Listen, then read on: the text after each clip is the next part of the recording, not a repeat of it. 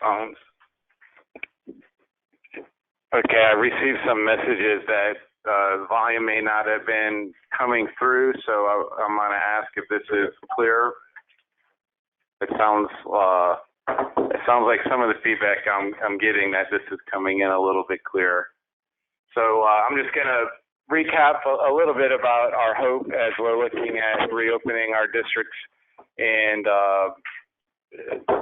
being a little bit diligent in sharing this information and address some of the questions that we received from FADS in their letter for clarifying some consistent protocols for identifying and dealing with possible pandemic happenings or events on our campuses, share some of the best practices that we learned throughout the week, and then answer some individual questions.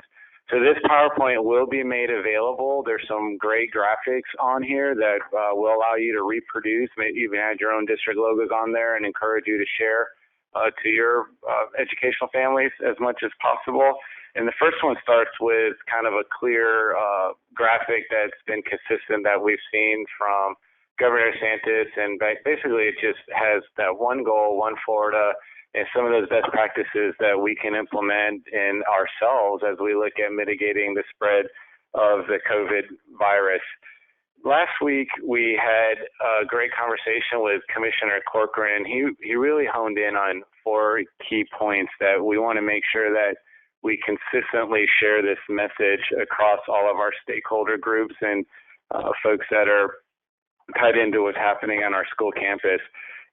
And this is a challenge that many of us are going to face, but we need to make sure that if somebody feels sick or they are showing signs of symptoms, that they need to stay home and not come. And I know oftentimes people feel pressured at work, they have important deadlines, and they may not be feeling 100% and feel obligated to come to work and continue to meet those goals. They are putting everybody at risk, and we need to create those conditions and cultures that encourage people to report when they're not feeling well and take advantage of staying home. The second one key point in here, or the second key point in here, is to protect the vulnerable. And we've heard so many wonderful examples from school districts that have gone above and beyond to make sure that their educational families that work in their schools, whether it's in transportation or food services or in the classroom, that anybody with pre-existing conditions or a vulnerable age, they have overwhelmingly been accommodative to those employees, and that has been recognized and felt throughout the state. So we applaud you in those efforts in making sure we can provide that flexibility and opportunity. The third point is that there's going to be COVID cases, and as they arise, the key lens or the key example that Commissioner Corcoran shared is that we want to take a surgical and not sweeping approach in dealing with these cases. And I can tell you, as some of those lessons learned, as we're being asked to work with our local Department of Health partners and go through the contact tracing protocol or procedures, I can tell you firsthand experience is that seating charts matter, and making sure that not only in our classrooms we have clear seating charts of which students were sitting around whom and for what classes and what periods, also in other large areas such as cafeterias or even on the school buses. I would make sure that your school-based leaders are really diligent in collecting that information from their teachers and and bus drivers and cafeteria folks, and having a process in place to continue to update that information, because more than likely you're going to need access to that information, and it's going to be after hours and it's going to be on the weekends. If there's any lessons learned, you're going to give calls at the most inopportune times to ask which student was sitting where on a school bus. But that's just part of the process, and that is definitely a lesson learned. And 4 is to be transparent and communicate and share what's going on with your internal as well as your external stakeholders to make sure that everybody's on the same page. When we look at making sure we recognize symptoms of sickness and encourage folks to stay home, there's a couple bullets here that are some best practices to share with families as they're preparing their students to come to school.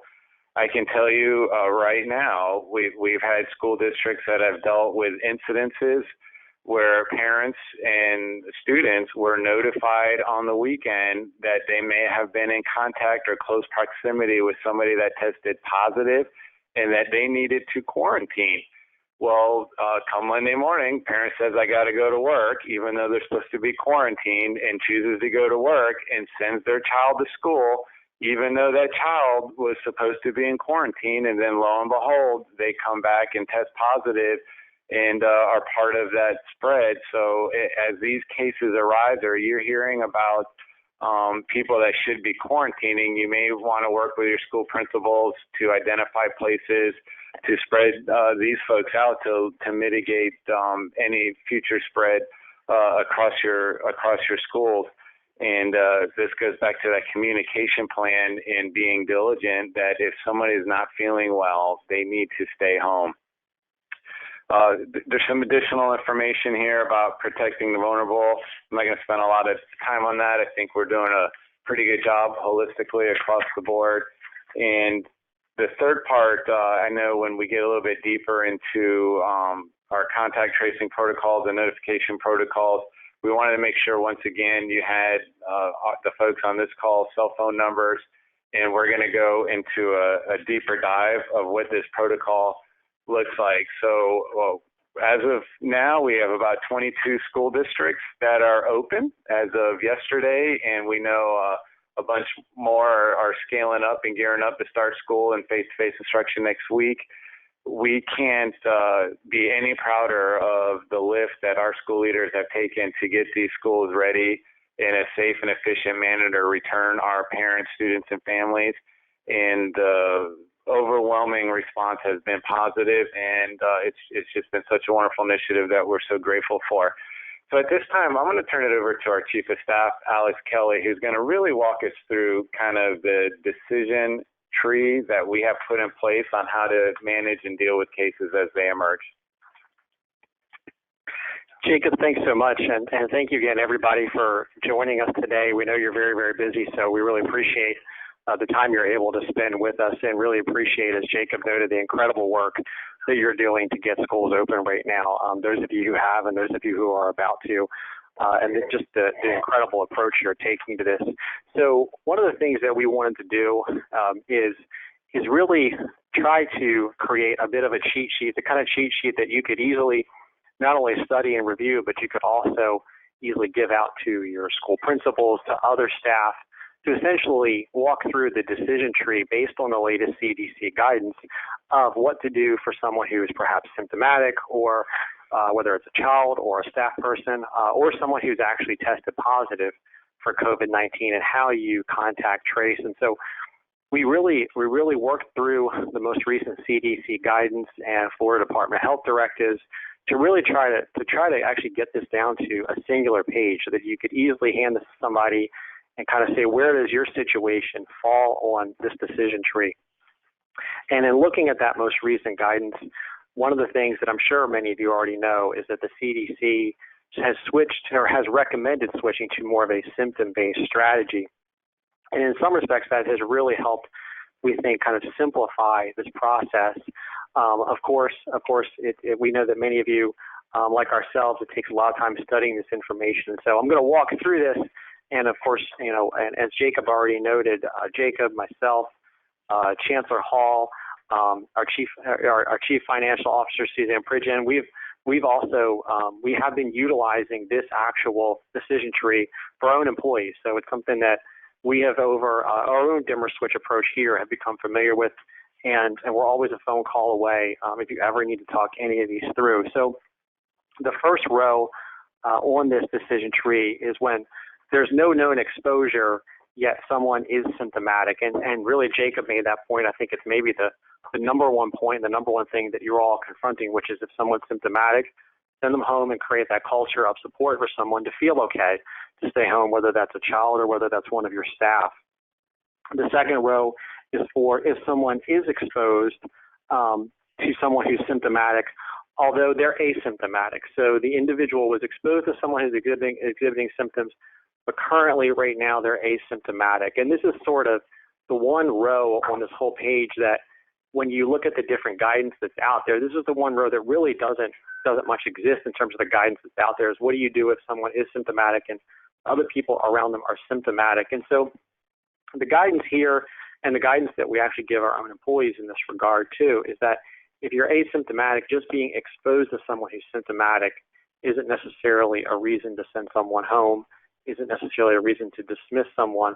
Ultimately, as Jacob noted earlier, try to disrupt, whether it's learning or whether it's extracurriculars, try to disrupt that as little as possible and as best possible, allow that person to remain in the learning environment or the extracurricular environment, whatever the case may be.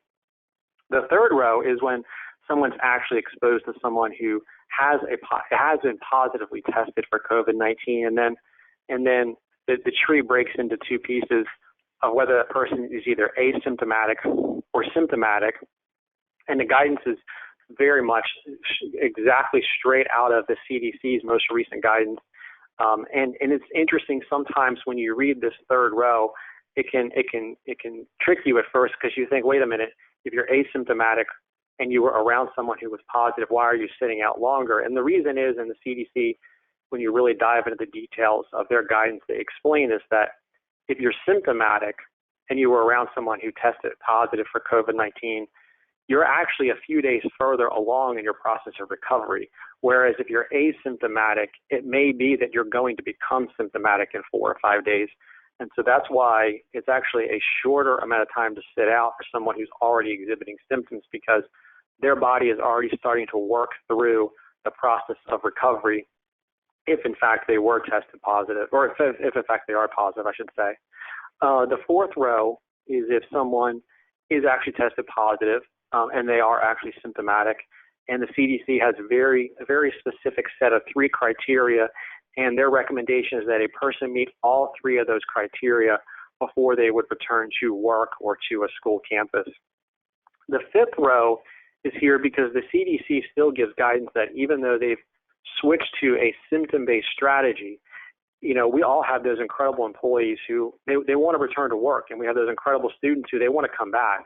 If someone, despite being positive, and that fifth row is for someone who, you know, is positive or they've been exposed to someone who's positive, if they really want to return and they either have the guidance of their doctor saying that they're clear to return, or the recommendation on the CDC website is two negative tests at least a day apart, that if they take either one of those steps, their doctor clearing them, or 2 negative tests a day apart, then that person you could allow that person to come back earlier. And we know that for a lot of your employees, they're so devoted and they want to come back. And so even though the CDC has switched to a symptom-based strategy, they still give guidance at the CDC for if someone wants to use testing as a reason to, or an ability to return earlier.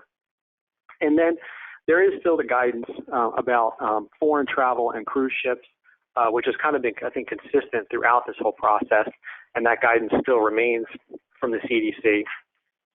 And as we go to the next slide, I'm going to reiterate a point from the prior slide with just a little more detail. One of the issues that, you know, as we're doing this presentation, and the reason for doing this presentation does have to do with really now we have, you know, 6.5 days worth of feedback from reopening schools and the challenges and questions that you all have been asking of Chancellor Oliva, of Chancellor Hall. And one of the questions that comes up consistently in our discussions with many of you is just what exactly is close contact? What exactly is exposure? What exactly does that mean? And the CDC has really helpful, very specific, clear guidance on what that means. And that means that someone is 6 feet or closer for 15 or more minutes to someone who tested positive or is believed to be positive. So if you are 6 feet or closer for 15 or more minutes, that is considered close contact. And so as you do contact tracing, and I think just going back to the point that Chancellor Oliva made about seating charts and the pattern of movement of students and staff around your schools, as you are more and more organized, and some of the things that you all have been telling us you've been doing are really, truly incredible. As your schools have more regular patterns of movement around the campuses and specific seating charts, whether it's on a school bus or in a school classroom, it really helps this contact tracing component, because then you know that you're really limiting to a very, very small number of people those individuals who may have been 6 feet or closer for 15 or more minutes. You're limiting that universe, and that really helps you in this regard.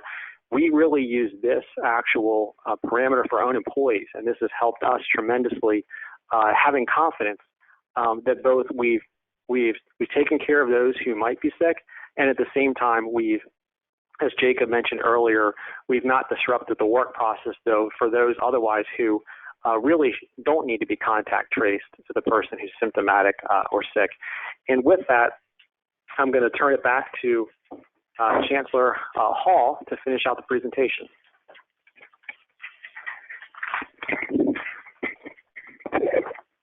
Thank you, Alex. And again, it's good to be on here with you today. I appreciate that overview and just, again, walking us through the decision tree. I will tell you, having a tool and resource like this, I think is going to be helpful to all of us. I mean, as Alex mentioned, we use it internally, and as we look at, the conversations with that decision tree and how we work with many of you for calls that we've, either been getting or calls that we know that we might be getting here in the future.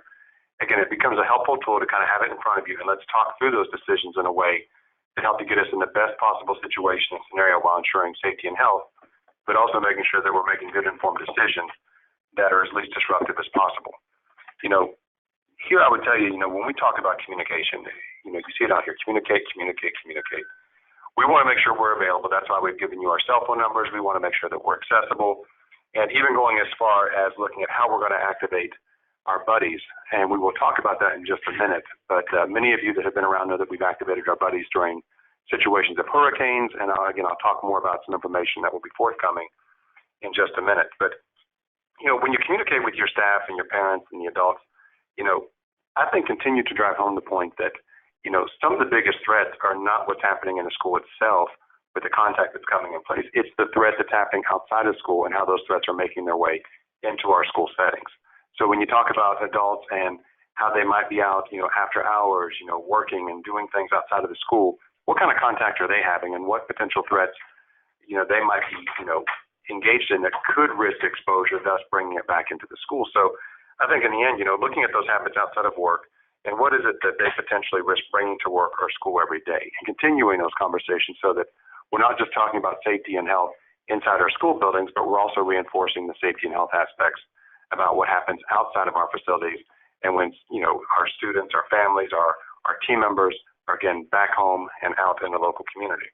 Those 4 key points to remember, again, looking at, what do we do at this phase? Again, communicate and stay on top of that communication, both the communications within your buildings, the communications between your district office and your school leaders, and then for us, making sure that that we're available to, again, walk through these scenarios as they occur. This visual is something that if you want it, feel free to post it. It's a nice infographic that helps to remind all of us. Again, if you're feeling sick, stay home. Stay safe, keep a distance away from everybody, the 6 feet or more that we continue to talk about that all of us know very well now. Wash your hands frequently or use hand sanitizer. Look at how you continue to have, your team members at the school, keep clean surfaces, things that are frequently touched. And again, how do we make sure that we're disinfecting those spaces on a regular basis? Again, reinforcing that cleaning and sanitation. And then protect the vulnerable, as mentioned earlier. When we talk about the coronavirus and we talk about COVID-19 prevention, we want to remind everybody about knowing the symptoms. You can see these on here, and I will just give you an example where I spoke to, a superintendent just, earlier this week and at the end of last week. When you see these symptoms, we go back to that decision tree. It's one thing to think about, that kindergartner or first grader, and we've all had this experience, those of us that have been in the classroom, or even those of us that are parents. We know oftentimes as the child, they're coming back to school at the beginning of the year, they're going to talk about their stomach ache. They're going to talk about some things that, maybe more a result of anxiety or other things as they're coming back in for the beginning of the school year. We've got to make sure we differentiate that from what is it that are really symptoms and take those steps to, again, follow that decision tree. Because, again, that student with the stomach ache, it's okay to send them home till those symptoms go away. But when we talk about these other symptoms, again, let's go back into this decision tree and make sure we use it in a way to inform and have good discussion. And again, sick students and adults who they don't feel good, they should stay at home. And that's part of that personal responsibility. So when we talk about buddies, we're, again, as I mentioned a few minutes ago, we are activating our buddy system. Here in the very near future, I would say within the next few hours, you should be hearing from your buddy, you or your point of contact within your district that you've designated as part of your buddy system. Those of you that may not be familiar with the buddies, in the event of an emergency situation, we activate the buddies to be a part of the communication system. So these buddies will be reaching out with you and having some contact, and you'll have not only their contact information, they will be able to send an email to you with some additional information that we may want to continue to collect along the way so that we can look at, in a situation where you have a coronavirus incident, how do we get down to the point of understanding that? That information makes its way back to Alex, Jacob, and myself so that we are, immediately available to try to support and engage and work with you or your designee through some of those decision-making processes to see, again, how do we isolate the situation, contain, maintain safety and health, but also do all that we can to create the least disruption as possible so that continued efforts with school and learning can continue while, again, keeping that safety and health on the forefront. So with those buddies, again, that contact will be made, but as you've already seen in this PowerPoint, our cell phone numbers are on there. That doesn't mean you can't contact us, call us, but again, as part of this additional step, we're using the buddies to help provide an extra layer of support so that in the event you need to reach out and make contact, not only do you have the three of us, you've got your buddy that can also make additional contact if and when needed. So again, it's just basically providing an additional umbrella of support statewide, because oftentimes when we've activated buddies in the past, sometimes that is very regionalized or localized based on the impact of a storm. In this case, knowing that we are working statewide with everyone, we again want all of our buddies to be available to you and your team so that we can again reach out and be a support system as we all continue to work through some of these COVID-19, responses that we know many of you are dealing with as your schools have reopened, and those of you that are about to be reopened, again, an additional layer of support. One other point I'll bring up, and I want to bring this point home, because when we talk about supporting and putting additional emphasis on cleaning and sanitation and all the steps that have to be made to support, again, safety and health in our schools, we know that many of you have taken the steps of getting additional PPE, putting, safety barriers, again, all the things that many of you have done to really make sure that your facilities are as safe as possible and that these steps have been taken to, again, protect your staff, your students, and your local community. And with that, we know that when we talk about FEMA, we had some calls a while back, and we had a webinar where there was discussion about potential FEMA resources that would be made available to help support in some of these situations. Like you, some of you may have heard this by now, that FEMA may be in a place where there's been some indecision on some of these reimbursements, and we are, right here with you, and we are continuing to work through that. But since that has hit our radar as something that has come back up as a possible, again, indecision from FEMA, we are going to take some additional steps to reallocate funding to support the schools. We are going to reallocate about $30 million that will be able to go out to the districts and to our schools to help support them with costs that have already been incurred around the PPE and expenses that you have had in your local districts. And we want to support that. And I think maybe add a little bit more detail about the process and how we will get these funds out to you very quickly. I'll ask Suzanne Pridgeon, our Deputy Commissioner over Business and Finance, to kind of walk us through and help you understand what that looks like, and again, how soon you can expect to see this information coming out to you and your team. Suzanne? Good afternoon. You will see this grant go out this evening, and it will detail what your allocations will be. This is for any PPE, cloth face coverings, supplies for cleaning, disinfecting, including your hand sanitizer, bleach wipes and spray, and other protective equipment that you may need. Also, as the COVID-19 test kits become available and less expensive, you may want to have some of those available as well, and you can use these dollars for those. So we have tried to simplify this as much as possible. It's on a per school allocation, so it's approximately $30 million, and you'll see it this afternoon. And like your other grants, you'll return it to us, and we'll get your reward out as soon as possible. Thanks, Suzanne. Again, this is our effort here to try to make sure that, again, based on some of the recent indecision that we have heard come back, as we continue to learn more and more about what those decisions mean or what the potential impacts are regarding those FEMA reimbursements, this is an extra step from us and our team at this point in time that we want to get these resources out, reallocate these dollars in a way that helps to support you in this time as you continue to put safety and health on the forefront for you, your schools, your staff, our students, and everyone here in the state. With that, again, I'd like to go ahead and maybe turn for just a moment and ask Superintendent Grego if you would like to bring any words. Again, I appreciate you and FADS and the entire group, providing a letter and bringing things to our attention, and many of you that have been opened already. Just want to thank you because we've been getting calls and the collaboration and the engagement as we're all continuing to work through this and using tools like the decision tree. How do we have good, healthy conversations that in the end help us lead to the best results for our staff, our students, and continuing to keep that safety and health at the forefront? So with that, Superintendent Grego, I wanted to turn it over to you to see if you want to bring any words on behalf of FADS. Yes, and first of all, thank you. Thank you for the presentation today. Thank you for the attention. I can tell you that as we have weekly conversations with superintendents, that letter really represented all 67 of us in terms of that decision tree that we see today. And in hopes that perhaps we get a better understanding between the districts and the Department of Health of how to approach the surgical rather than sweeping issue.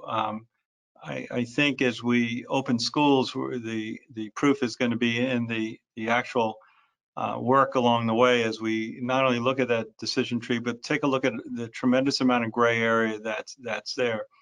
I know in mine and many other Department of Health that I've communicated with superintendents, the 6 feet in 15 minutes is something that they're probably going to look at and start with, but in a regular classroom, at least mine, they'll probably quarantine the entire class due to the fact that even if we have seating charts and everything else. So I think that if they come out with a consistent understanding of that, I mean, we're all going to the wall on this with face masks. We're going to the wall with seating charts. We've distributed much reduced class populations, some as low as 8 to 10 students. We're simultaneous teaching online and also in the classrooms to drive that number down. But still, the conversation centers around, I want to do what's right, is that if there's a positive test case, we just cannot assure that every student throughout the day stayed 6 feet away. So the safety of that is more or less right now to open up the school year. It may be different throughout the state is to quarantine the entire class. At the secondary level, that quarantine would go 6 or 7 periods. And if it's a teacher, it's all 7 classes. So it could be devastating, and we certainly don't want it to be sweeping, but certainly want to hold, to have a better understanding as we move forward. I'm meeting with the Department of Health tomorrow. I certainly will share this with them. And they've been great. And my doctor is always looking actually to the state in Tallahassee, Department of Health, for some greater clarity. So he doesn't want to go one way or the other too. So I think we're all looking for the same thing. But thank you, Chief of Staff Kelly, Alex Kelly, and Chancellors Oliva and Hall for this presentation. I think it's going to go a long way.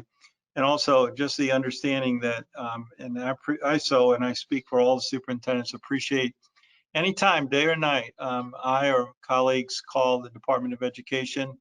You guys get back to us almost immediately. If not, and even that evening, I've received texts from many of you that 7, 8, 9:30 at night, because it's important for you to return that message that day. So I just wanted to say on behalf of all of us, thank you for always being there. We feel supported, understood in terms of the pressures and the details of the day-to-day operation. And this document will go a long way. And I encourage our superintendents to share this with the Department of Health and really come to a keen understanding either before you open schools or as you're opening schools, that what those protocols will be. And so we're clearly communicating to parents to expect that. Anything from the medical profession to continue to reinforce that just being quarantined doesn't mean you're sick. 99.9% of the times you're not going to be. And I think from the medical professions, that's going to be very, very helpful in terms of not having this oh, I'm quarantined, so something must be wrong or must be sick. If we're following all of the safety protocols that we are, the chances of having that virus spread inside the school, actually, in my opinion, and the doctors confirm this, are slim, much slimmer than what we see out in much of the community. So let's make schools the safest place to be, and not contacting this virus. But again, thank you so much for your efforts. Thanks to FADS, Bill Mumford, the staff, and just really let's continue to work together as we open the school year. Secretary Grego, again, on behalf of our team here at the department, we appreciate that. We really do value the partnership with each of you and the engagement. And I think, again, we're much stronger together when we are working through these challenges and these solutions that we're collaborating on. And we're committed to doing that, which, again, is why we put our cell phones out, that we want to make sure that anybody that doesn't have that, they can contact us. And we'll continue to stay, on top of this and continue to be responsive. But, again, I think you made a great point, and we just want to reinforce it again. Safety and health is at the forefront of all of this, and we want to do all we can to protect our staff, our students. And sometimes, again, it's not exactly about what's happening in the school. It's about the risks outside the school that make their way into our buildings that elevate that risk. And I think the more we can have a community-wide conversation about continuing to elevate the safety and health and the things that we do outside of work, outside of school, how do we make sure that we do these things in conjunction so that, again, we can mitigate risk coming into our facilities and continue to stay safe. So we're very appreciative. And one of the things that we will do is, while, of course, the webinar itself will be able to be posted and we'll get that information to you, we will send you a copy of the PowerPoint. And that way, again, if you want to use any of these, visuals and other things within your schools, we encourage that. And we can get you those templates so that, again, if this is something you wanted to use, with your team and others, we definitely want to welcome that. And if you have feedback as well, reach out to us. But again, we continue to look forward to working with you, and just really can't tell you how appreciative we are of seeing and hearing the stories about success and what it looks like, and just the excitement of many of our students and staff that are coming back into the buildings. And those of you that have been sharing those stories, I can tell you it inspires us here at the department, because it helps us to realize that the work that's taking place, it's making a difference. And again, seeing the excitement of everybody getting back into our buildings and doing great things for kids is really why we all came to this work to begin with. So with that, I want to see if we have any final questions. I know sometimes we get comments in the chat box, and I just want to make sure that we have not missed anything. I would say that as soon as we wrap up, I think the key question that's been asked is how soon can we get this information out? And we will try to have something out to you here in the next few minutes so that you have this packet and the tools and can use these. Because, again, what I would say is that we will probably refer to this decision tree every time we talk with you about a scenario, so that we can go through and look at the solutions that, again, help your teams to make good, strong decisions locally that support, again, minimizing disruption while reinforcing safety and health. What I would say is that I know sometimes we're going to see questions come up in the text box. What we will do is, if you have specific questions that we can answer, feel free to contact Chancellor Oliva, myself, Chief Kelly, and we can work with you through those questions and those various scenarios. With that, what I would like to do is go ahead and conclude today's webinar and invite you again, if you have questions, reach out to us, and you'll see information here very soon regarding this PowerPoint, the templates, and additional information that will be coming to you or your designee from your designated buddy. Again, thank you all for what you do. Again, look forward to continuing the work ahead and continue to stay safe and healthy, and to continue to do the great things that you and your team are doing for our students across the state. Thank you.